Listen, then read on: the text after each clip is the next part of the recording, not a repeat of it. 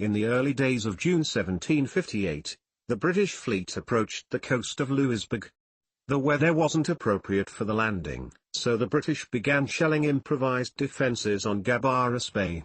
On June 8, James Wolfe led troops to the beaches of Gabarus Bay, south of Louisbourg.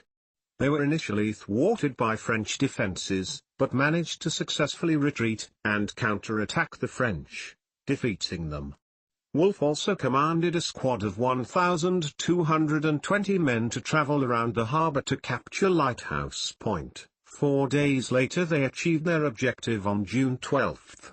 On June 21, a British artillery gun from Lighthouse Point hit a French battleship, setting it ablaze. Shortly after, 3 other ships caught on fire. Eventually one of them sank, the others were damaged. 4 days later on July 25, British naval forces took advantage of the thick fog, and sent parties of raiders on small boats to destroy the last 2 remaining ships. The raiders were successful, and on the same day British artillery destroyed the outpost on Battery Island, which protected the Louisbourg harbour. Realizing their situation, the French surrendered.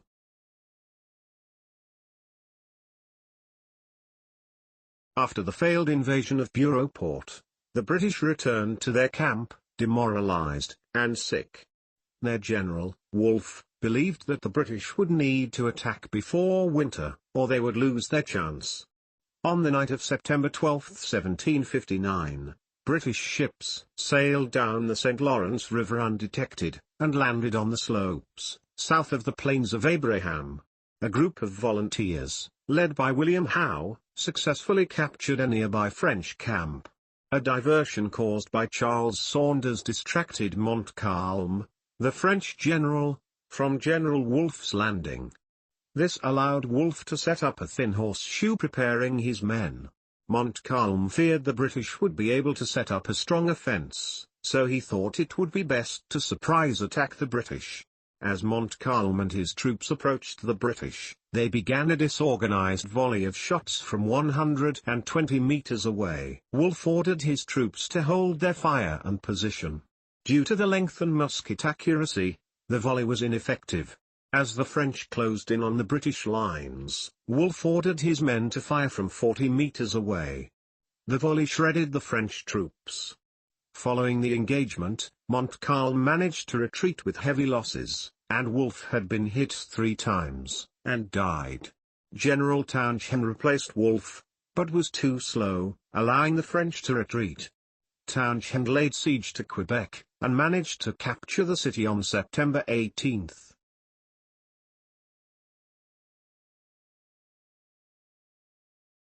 The British forces in Quebec were poorly protected. The winter froze up the St. Lawrence River, preventing British supply ships from supporting the army. Scurvy and other illnesses also plagued the British, further weakening them. The city was also in a famine, due to the destroyed infrastructure from the siege. After winter, the British forces were reduced from 7,000 to 4,000 able-bodied men. Colonel James Murray was now in charge of the forces of Quebec, and began constructing wooden defences around the city. 7,000 French troops under the command of François Levis march on Quebec City. Murray catches wind of his plan and prepares to defend the city, most notably with his artillery. Murray prepares to meet the unprepared French forces at the southern flank of British lines. But, instead of waiting for them, Murray decides to rush them. This certainly surprises the French forces, but the British artillery won't fire at the French, or else they will also hit the British forces, making the British lose their big advantage. After the initial surprise, French reinforcements arrive, and force a British retreat. Meanwhile at the northern flank, French forces throw themselves at the well-defended British Dumont Mill. This keeps the British occupied. While the French did lose at Dumont, Levis concentrated his forces on the southern flank, and began to encircle the British forces. Under pressure, Murray retreats back to the city, and the French win. Unfortunately for the French, their cannons weren't powerful enough to penetrate British walls, and the British weren't numerous enough to counterattack the French.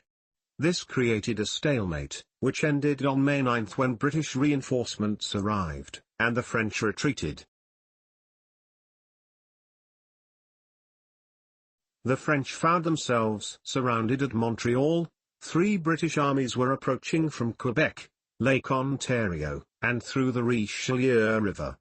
The British burned farms of Canadian militia who continued to fight. Most of the militia proceeded to give up. The British also signed a treaty with the 7 indigenous nations that allied with France. This turned them neutral. The governor of Montreal realized his situation and decided to surrender.